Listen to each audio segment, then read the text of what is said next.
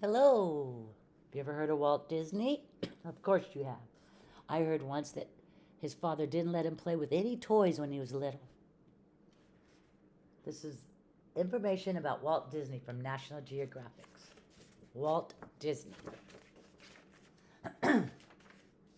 Who was Walt Disney? Have you ever been to Disneyland or Walt Disney movie? Maybe you've seen Disney movies. The Lion King and Frozen are two of the most successful cartoon movies of all time. There are Disney clothes, toys, and books. The Disney name is everywhere, and it all started with one man, Walt Disney. Disney was the creator of Mickey Mouse, one of the best known cartoon characters in the world. For Disney, those Mickey Mouse cartoons were just part of his success. Disney liked to say that his success began with the mouse. This photo from 1955 shows Disney drawing Mickey Mouse. Disney was a dreamer from the start, and his dreams kept getting bigger.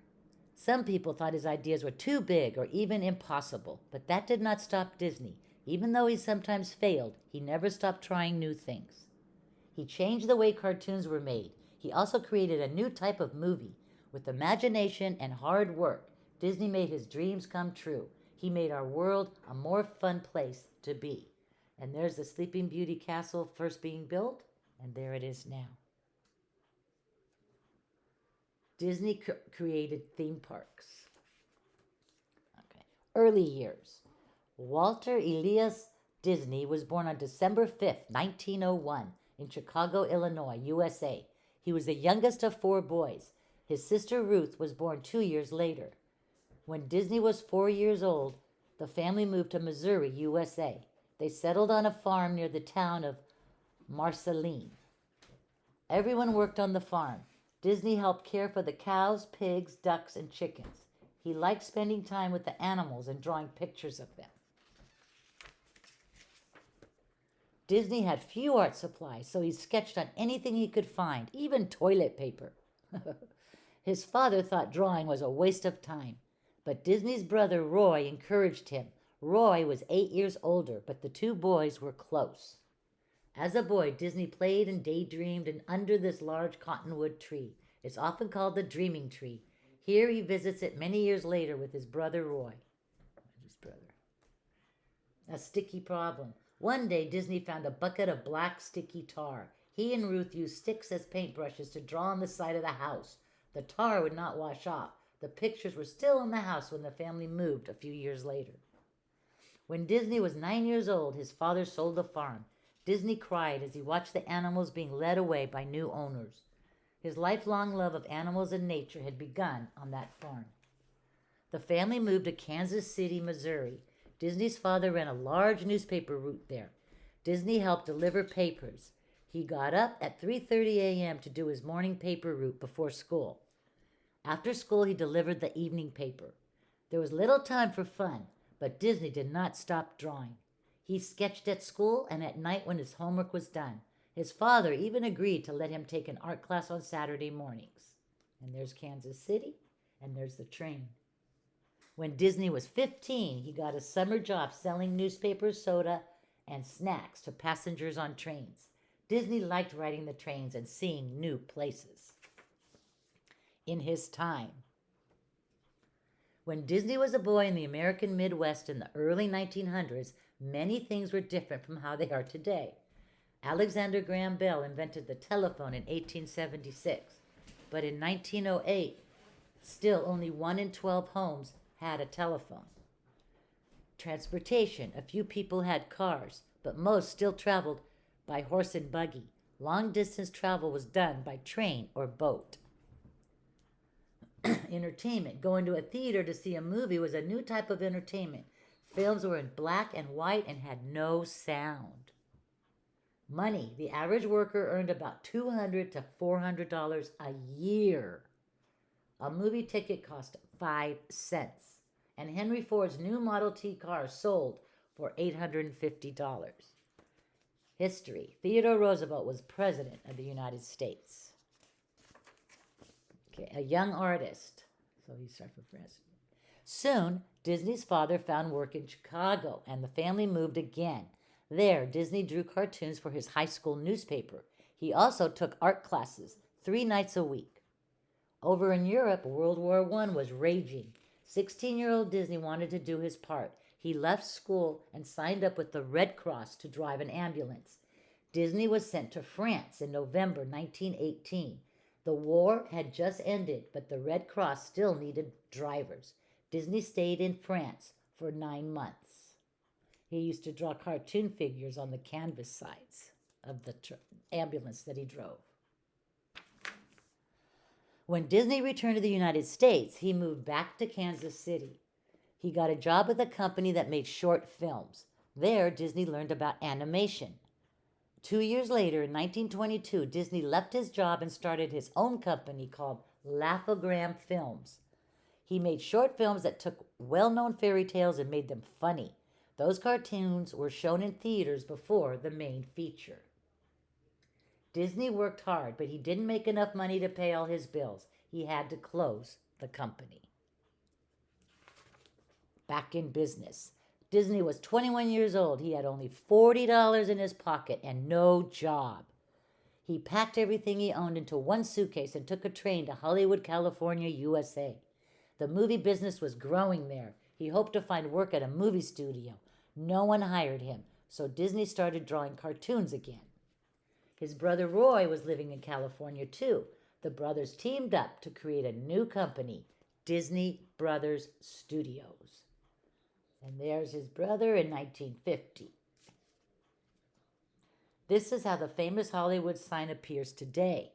But when Disney arrived in 1923, the sign actually read Hollywood Land. I didn't know that. Disney worked on a series of short films called the Alice Comedies, which he'd started in Kansas City. There, they were about a girl who traveled into a cartoon world. Putting a live person into a cartoon was something new, and people liked it. Disney was asked to make more Alice films. He hired people to keep up with the work. One of the people Disney hired was Lillian Bounds. They soon began dating. On July 13th, 1925, they were married. And there they are with their dog.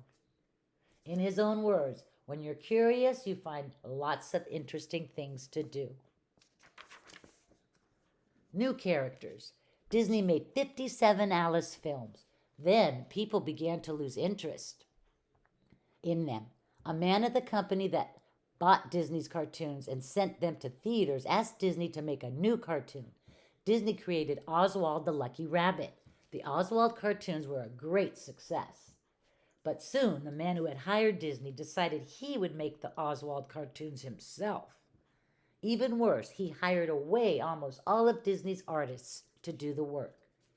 Disney lost both the character he had created and most of his best artists. He was angry and sad. Disney needed a new idea to keep the studio going. He started thinking about a cheerful mouse with big ears. He called the mouse Mortimer.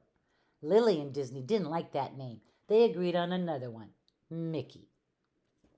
As work started on the Mickey Mouse cartoons, something exciting was happening in movies. They now had sound. Disney was determined to add sound to his cartoons. Steamboat Willie premiered on November 18, 1928. It was Disney's first cartoon with sound. It also introduced Mickey into the world. Steamboat Willie and music and sound effects, but Mickey didn't speak until a later cartoon in 1929. Disney soon started another series of cartoons called Silly Symphonies. One of them, Flowers and Trees, was Disney's first color cartoon. It was released in 1932. It was the first animated film to win a special movie award called an Oscar. By that time, Disney was so busy creating new ideas that he no longer had time for drawing. He left that to the people who worked for him. He said they did a better job than him anyway. And there he is with the 3 little pigs, as well as Donald Duck and Mickey Mouse. Here's some cool facts. 1. Disney's 4th grade teacher asked everyone in the class to draw a picture of some flowers. Disney's flowers had human faces and arms with hands. When Disney visited When people visited Disney's home in California, he gave them rides on a small steam powered train that ran on a half-mile track in his backyard. Disney himself provided the voice for Mickey Mouse until 1946. Disney didn't like being called Mr. Disney. He asked everyone who worked for him to call him Walt. Disney received an Oscar for Snow White and the Seven Dwarfs. Usually the award is a single gold statue. Disney's award had a regular gold statue plus 7 smaller ones. And child star Shirley Temple presenting Disney with his special Oscar. Disney liked to go to Disneyland early in the morning before it opened. He sometimes drove the fire truck through the park. Okay, now, doing the impossible. In 1933, the Disney's daughter Diane was born. 3 years later, Disney and his wife adopted a baby girl, Sharon. Disney enjoyed spending time with his daughters, but he was also busy at his studio. Disney was working on his biggest idea yet. He wanted to make a feature-length animated movie. People said his idea was too risky. It would take too much time and money to make an animated feature. And who would go to a theater to watch such a long cartoon? Some made fun of his idea, calling it Disney's Folly. And there he is playing with his girls. In his own words, it's kind of fun to do the impossible. It took 3 long years to make Disney's animated feature, Snow White and the Seven Dwarfs, premiered in Los Angeles, California on December 21st, 1937. The movie made people laugh and cry. At the end of the film, they stood and cheered. The movie made $8 million worldwide, more than any other film up to that time. More animated films followed: Pinocchio, Fantasia, Bambi, and Dumbo. Walt Disney Studios was a busy place, and Disney was still trying new things. Disney started making live-action movies such as Treasure Island. He made nature films too. Camera crews traveled all around the world to film animals in nature. The first of those films was Seal Island, released in 1948.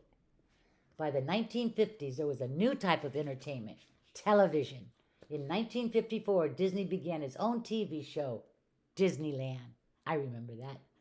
The program was different each week. The series included cartoons, nature films, and updates on Disney's newest project, a park called Disneyland. And here's the Mickey Mouse Club.